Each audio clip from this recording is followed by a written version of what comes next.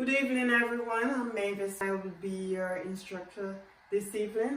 The session this evening will be on diabetes mellitus. I hope you have done your pre-reading on chapter 51 from your Stoddard's textbook, Medical Surgical, chapter 51, on diabetes mellitus.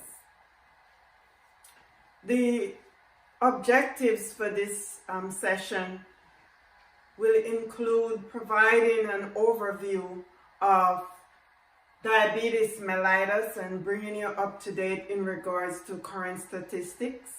You should be able at the end of this session to differentiate between the different types of diabetes mellitus and also identify the differences in terms of pathology and pathophysiology of diabetes mellitus.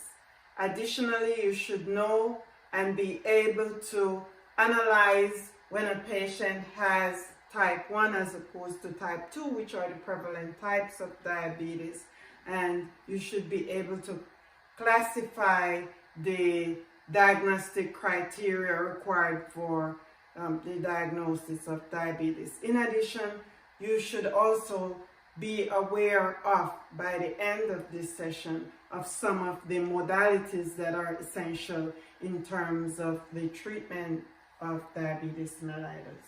So let us move on. Diabetes mellitus is a group of diseases characterized by hyperglycemia, which is caused by a defect in insulin secretion, insulin action, or both. And diabetes affects nearly 34.2 million Americans in the United States, which is 1/3 of the cases also are undiagnosed.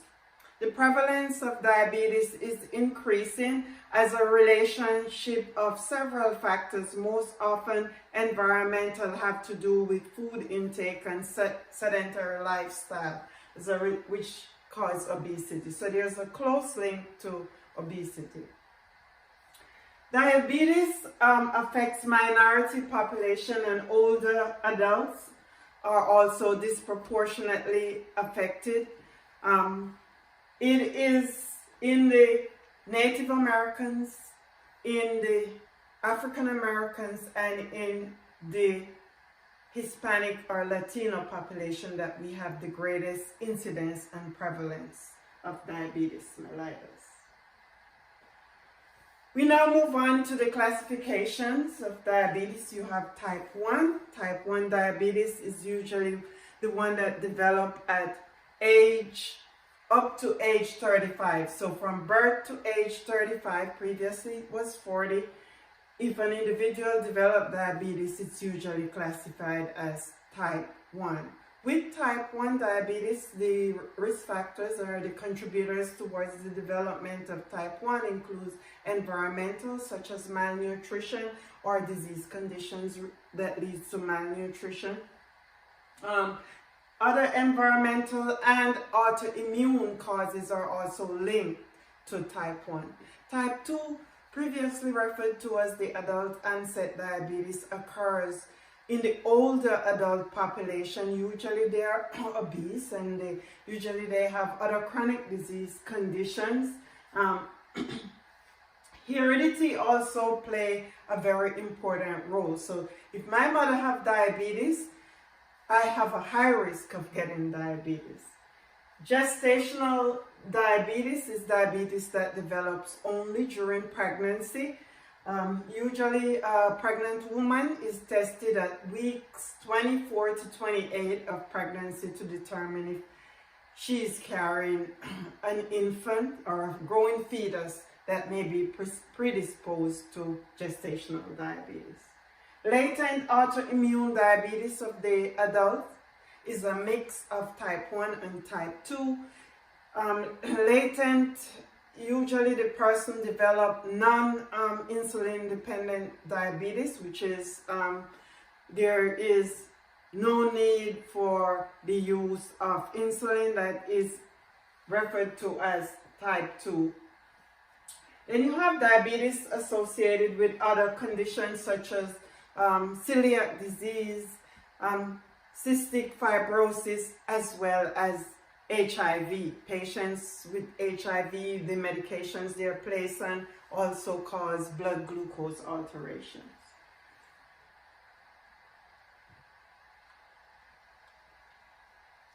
We now move on to the functions of insulin.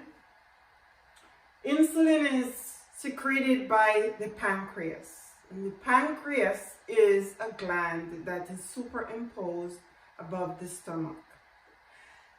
Insulin is secreted by the beta cells. And insulin is important for the transport and use of glucose. So in the lay term, they usually say that insulin is the key for the entry of glucose into the cells. Insulin stimulates the storage of glucose in the liver and muscle as glycogen. So extra energy consumed and cannot be used by the body. Insulin promotes the storage in the liver as glycogen. It signals the liver to stop the release of glucose, and it enhances the storage of dietary fat as well in adipose tissues. It also promotes the entry of amino acids into cells, and it inhibits the breakdown of glucose, protein, and fat. Hence, you should bear in mind that diabetes mellitus is a disease where there is a distortion in the overall metabolic process of the body. Therefore, diabetes also affects almost every body parts from the head to the toe.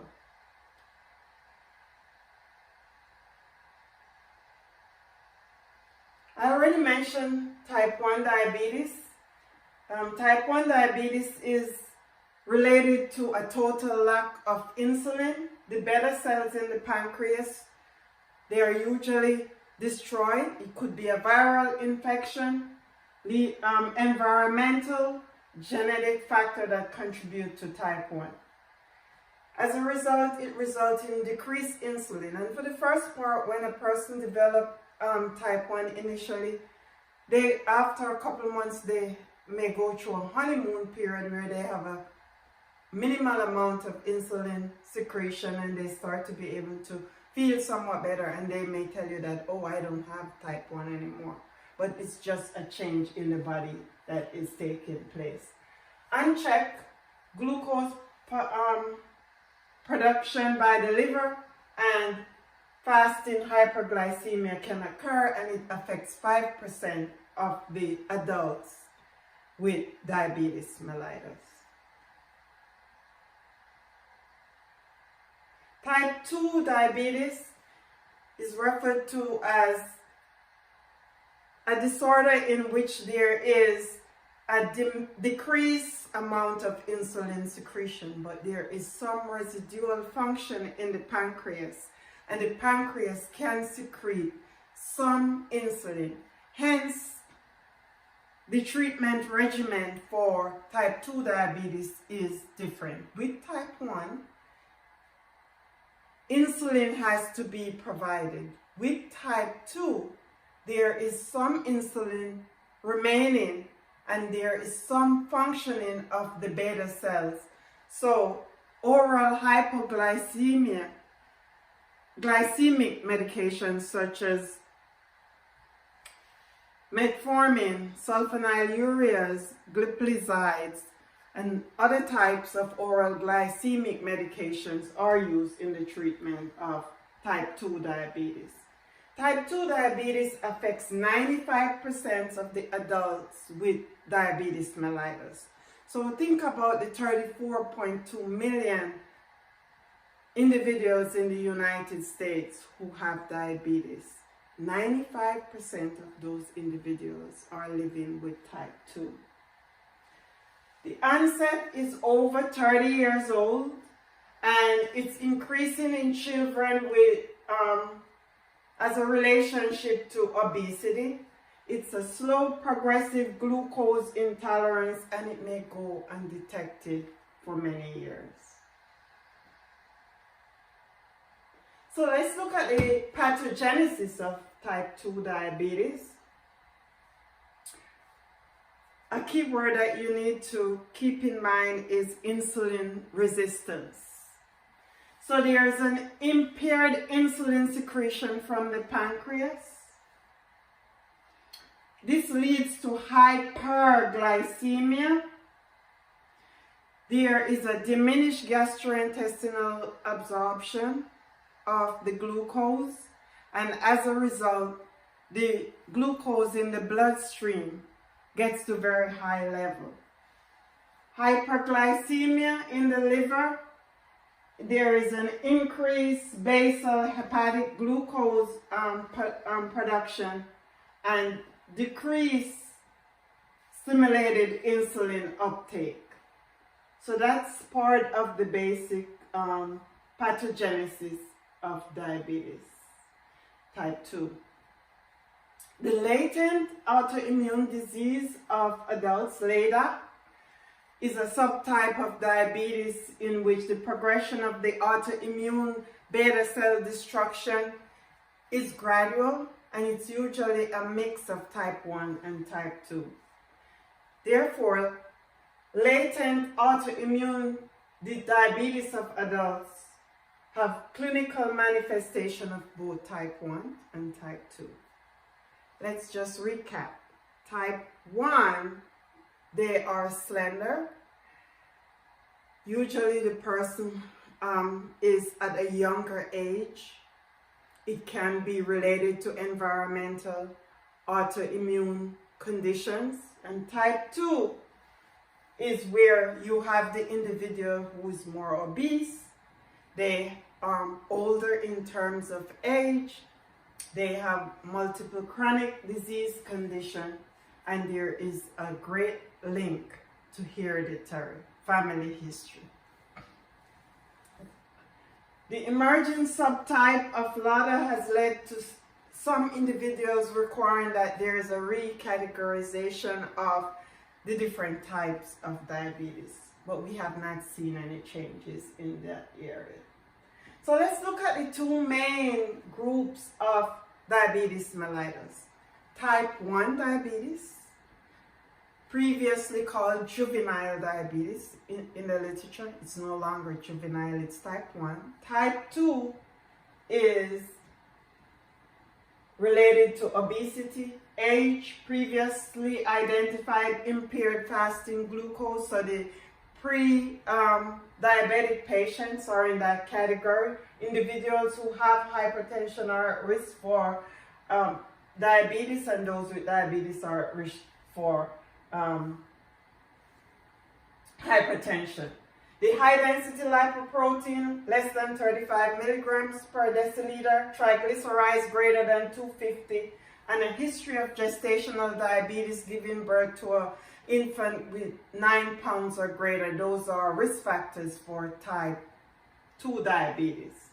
For risk factors for type 1, early onset familial genetic predisposition, possible immunologic or environmental, viral or toxin. Those are the risk factors.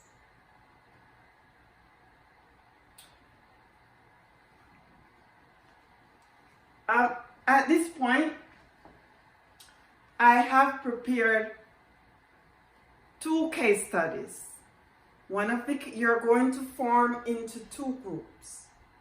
One of the case studies is on type 1 and the other is on type 2. You're going to work in groups with the use of the nursing process to answer the questions related to diabetes mellitus. We will reform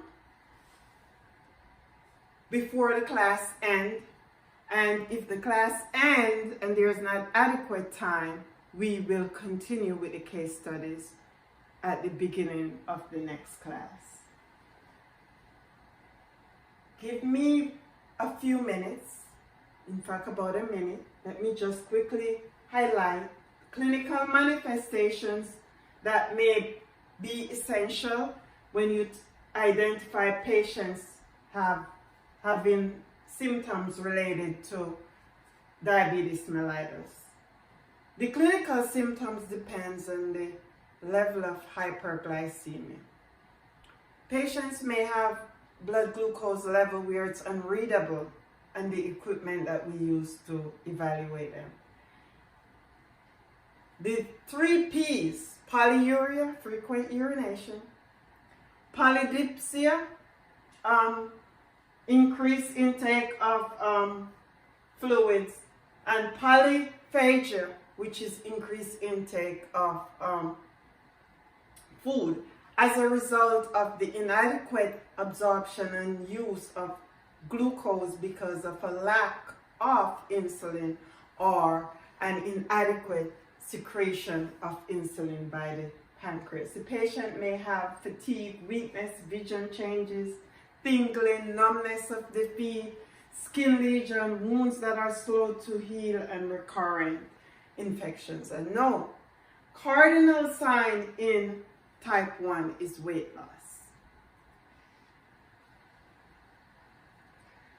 The diagnostic findings that you should look for and the criteria for the diagnosis of diabetes is fasting blood glucose above 126 milligram per deciliter, hemoglobin A1C greater than 6.5, as well as casual or random glucose level accompanying the cardinal signs of diabetes, polydipsia, polyphagia, and polyuria. We will end at this point tonight. Just a quick recap is that diabetes mellitus is a serious, complex, chronic disease condition. There are multiple categories of diabetes mellitus, but the major categories are type 1 and type 2. As you go forward in your nursing career, this is a disease condition that requires constant update in terms of information and care of the patients. So you will continue to be a lifelong learner in terms of your readiness to care for patients with diabetes mellitus.